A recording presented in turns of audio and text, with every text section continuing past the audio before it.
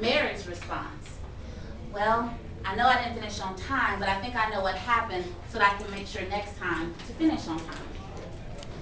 Same stimulus, different response. Same stimulus, different response. Most of us think of our feelings as responses of direct results of an activating event. But did you know there's a middle stage?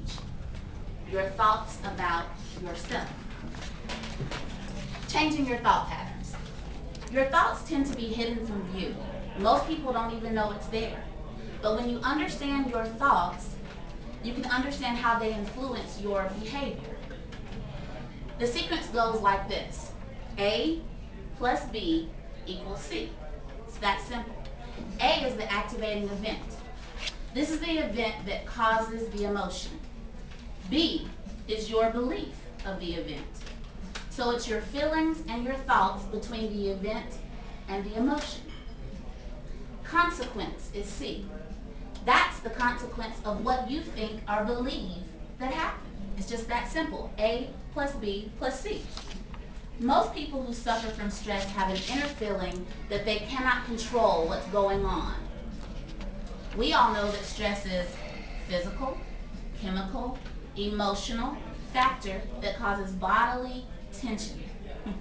There's work stress, there's academic stress, there's financial stress, and there's also family stress.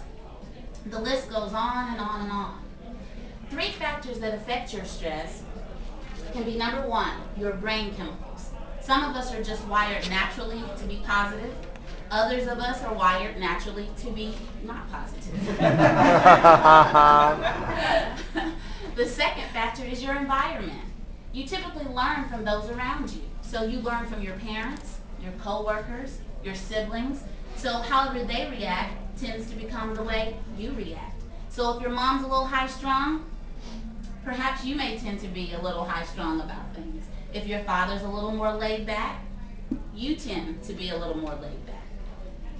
And the third thing is your belief. It's how you perceive, and then it's how you react. Recognizing your thought patterns. We all have that inner voice that's directing our responses to our events. What's your voice telling you? Now, let's revisit Sue and Mary. The activating event is the boss's reprimand. Sue's belief is that I messed up and I probably deserve to be fired. C, for her consequence, Sue's response was she was upset, nervous, and defensive. Sue viewed this event negatively.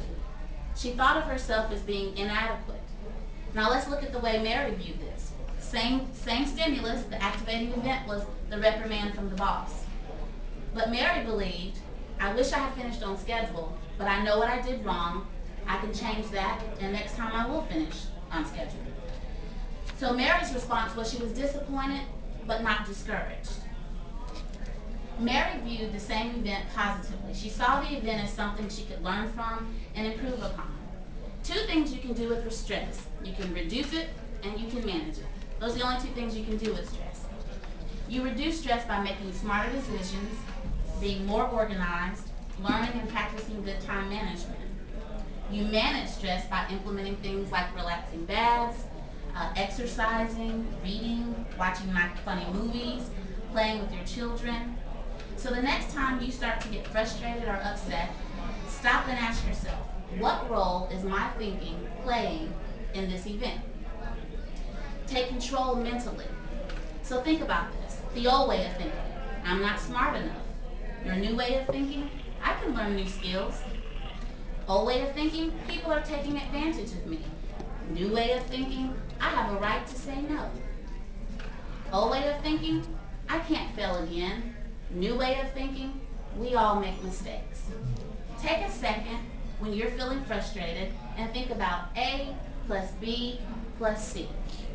A, what's the activating event? B, what's my belief?